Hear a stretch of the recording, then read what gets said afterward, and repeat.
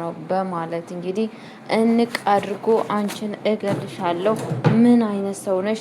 እኔንም አታለሽ፣ እንደዚሁም ደግሞ ከዚህም በፊት ፋሲካንም አታለሻት። አንቺ ግን ምን አይነት ሰው ነሽ? በማለት እንግዲህ እየተናገራት ይገኛል ማለት ነው። ሰላም ሰላም ብያለሁ ውድ የተከበራችሁ ቤተሰቦቼ፣ እንዴት ናችሁ? ደህና ናችሁ ወይ? አለ እግዚአብሔር ይመስገን እኔ በጣም ደህና ነኝ። ለቤት አዲስ ሆናችሁ ላይክ እና ሼር እያደረጋችሁ እንድታበረታቱኝ በአክብሮት ጠይቃችኋለሁ። እጀላችሁ የመጣሁት ድራማ አስተማሪውና ልብ አንጠልጣዩን ድራማ እጀላችሁ መጥቻለሁ ማለት ነው።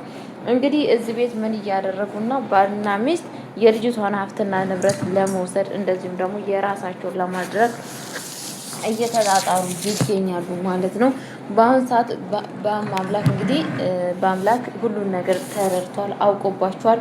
እያደረጉ ያሉት ነገር ቤት ውስጥ እንዳለ ተንኮል እንደሆነ እና እንደዚሁም ደግሞ እንትናት ለማስወገድ እንደሆነ ህብስትን ለማስወገድ ይሄ ሁላ ለጥቅም ለሀብት ለንብረት የህብስትን ሀብትና ንብረት እነሱ ለመውሰድ እንደፈለጉ ከዚህም በፊት አታለዋት ነበረ ቤት ውስጥ ያመጡት። እሱም እንዲጎዳት እየበለጠ ነበረ።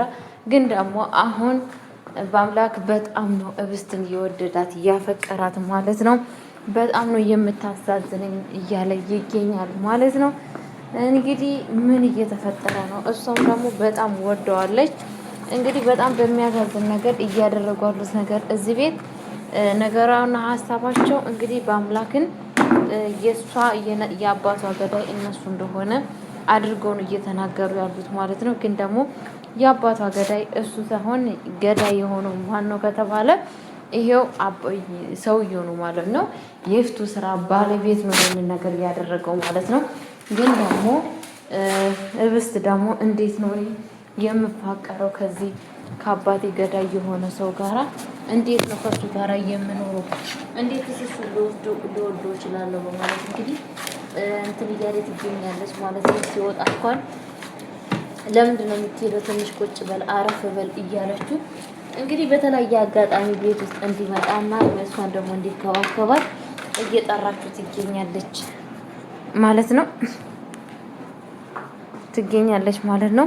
እሱ ደግሞ በፍጹም እኔን ተስፋ እንዳታደርጊ፣ በፍጹም ራስሽን መንቀሳቀስ አለብሽ፣ እኔን እንዳትጠብቂ፣ በሁሉ ነገር ላይ ራስሽ መንቀሳቀስ አለብሽ፣ ብዙ ነገር ከአንቺ የሚጠበቅ ነገር አለ፣ እኔን በፍጹም ምንም ነገር ከኔ እንዳትጠብቂ እያለ እሷን እያስጠነቀቃት ይገኛል ማለት ነው። ሁሌ እኔ ላልኖር እችላለሁ፣ ሁሌ እዚህ ላታይኝ ትችላለሽ፣ ስለዛን ራስሽን መቆጣጠር ግዴታ አለብሽ በማለት ለእሷ እየነገራት ይገኛል ማለት ነው።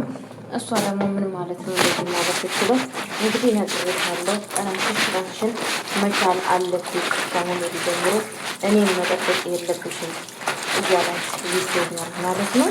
እሷም እሺ በቃ እያለች ትገኛለች። እሷ በፍጹም እንግዲህ ካጠገቧ እንዳይርቅ ነው ፍላጎቷ፣ ካጠገቧ እንዲሄድ አትፈልግም። ሁሌ ከእሷ ጋር እንዲሆን ነው የምትፈልገው።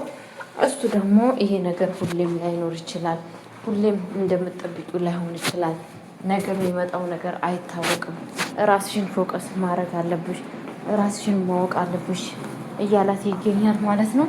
እንግዲህ እዚህ ቤት ምን እየተፈጠረ ነው የሚባለው ነገር በጣም ከባድ እና በጣም ብዙ ነገር ልብ የሚያንጠለጥል ነገር ነው ማለት ነው። ቤተሰቦቼ ከዚህ የበለጠስ ምን የሚፈጠር ይመስላችኋል?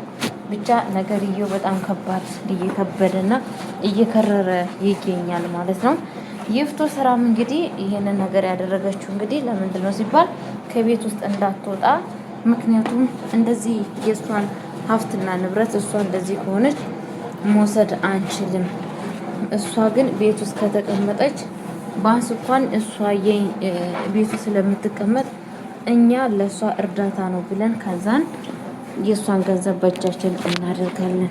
እስከዛን ድረስ በፍጹም ከቤት ውስጥ መውጣት የለባትም፣ ትምህርቷንም ማቋረጥ አለባት በማለት እንግዲህ እየተናገረች ትገኛለች ማለት ነው። ህብስት ግን በአምላክ ደግሞ በፍጹም ትምህርትሽን ማቋረጥ የለብሽም፣ መማር አለብሽ፣ ተነሺ ሲላት እንግዲህ በፍጹም እንትን እኮ ይፍቱ ስራ እኮ አትማሪ ብላኛለች ምናምን ትምህርት ቤት መቅረት አለብሽ ብላኛለች ስትላት በፍጹም የምን መቅረት ነው? ትምህርትሽን በስነ ስርዓት ትማሪያለሽ ብዬሻለሁ፣ እኔ ወስድሻለሁ፣ ነገ ተዘጋጂ እያላት ይገኛል ማለት ነው። በአምላክ እንግዲህ በቋንቋ በጣም እየተጎዳ ይገኛል ማለት ነው። ለሰራተኛዋም ተናግሯል ማለት ነው። ለሰራተኛውም ምንድን ያላት እኔ አንቺ ብዙ መጥፎ ነገር እንደማሰሪ አሳምሬ አውቃለሁ፣ ግን ደግሞ እህቴ በጣም ክፉ እንደሆነች አውቃለሁ አሳምሬ ማለት ነው። እሷ እንደምታሰራሽ አውቃለሁ። እች ልጅ በጣም ነው የምታዛዝነው። ስለ እሷ ታሪክ እኔ ራሱ ብነግርሽ አንቺ ራሱ ቁጭ ብለሽ ታለቅሻለሽ። እናት የላትም አባትም የላትም። እዚህ ቤት የመጣችው የእሷን ሀብት ንብረት ለመውሰድ ነው እዚህ ቤት ያመጣች። ስለዛን እባክሽ የሆነ ነገር የምታደርጊው ነገር ካለ ንገሪ ምናምን ስላት እኔ በፍጹም ምንም ነገር ያደረኩት ነገር የለም እያለችው ነበረ ማለት ነው። እንዴት ነው እባክሽ? ምክንያቱም እብስት በፊት መራመድ መቆም ትችል ነበረ፣ ግን በአሁኑ ሰዓት መራመድም ሆነ መቆምም አትችልም። ይሄንን ነገር ደግሞ በእርግጠኝነት እንትና እንደምታደርግ አሳምሬ አውቃለሁ በማለት እንግዲህ እየተናገራት ይገኛል ማለት ነው። እሷ ደግሞ እኔ መዋሽክ ነገር የለም እኔ እንደዚህ መሆኑን አላወኩም። በጣም የሚወዷት ነው የመሰለኝ፣ ግን እንደዚህ እሷን አደጋ ላይ የሚጥል ነገር ባውቁ ኖሮ አሰጣትም ነበረ። እትዬ ምግቡ ላይ የሆነ ነገር ይጨምራ ነው ሁሌ ስጫት የምትለኝ ምግቡ ውስጥ። ስለዛን እውነቱን ንገርክ እንደዛ ነው፣ ግን ከአሁን ወዲህ አይለመደኝም በማለት እንግዲህ በጣም እያለቀሰች ይቅርታ ጠይቀዋለች ማለት ነው። በማምላክም እንግዲህ ከአሁን ወዲህ እንዳታደርጊ፣ እች ልጅ በጣም ነው የምታሳዝነው። እኔ ራሱ በጣም ያሳዘነችኝ ድሮ የእነሱን ሁሉ ነገር ሰምቼ በጣም ጎድቻለሁ፣ ግን አሁን ሳስበው በጣም ነው የምታሳዝነው በማለት እንግዲህ እየነገራት ይገኛል ማለት ነው። እሷም እኔ እኮ እንደዚህ መሆኑን ባውቅ ኖሮ በፍጹም ይሄንን ነገር አላደርግም እያለች ትገኛለች ማለት ነው። ቤተሰቦቼ እንግዲህ በአሁን ሰዓት ሁለቱ ባልና ሚስቶች የሚጋለጡበት ሰዓት እየደረሰ ነው ብዬ አስባለሁ። ለማንኛውም ቤተሰቦቼ ለቤት አዲስ ሆናችሁ ላይክ እና ሼር እያደረጋችሁ እንድታበረታቱን በአክብሮት ጠይቃችኋለሁ። እንግዲህ ብዙ ሰዎች ለገንዘብ ይሄ ሁላ ነገር መስዋዕት የሰው ነፍስ እስከ ማጥፋት ድረስ የሰውን ነፍስ ለመቅጨት ደፋ ቀና እያሉ ይገኛሉ ማለት ነው።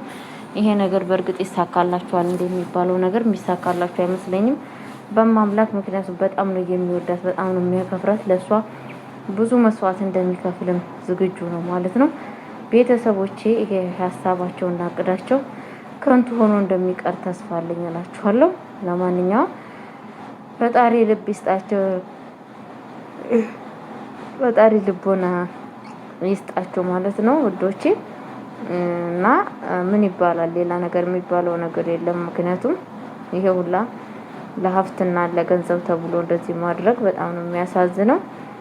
እና ቤተሰቦቼ ለማንኛውም መልካም ጊዜ፣ መልካም ቆይታ። ወዳችኋለሁ፣ አከብራችኋለሁ።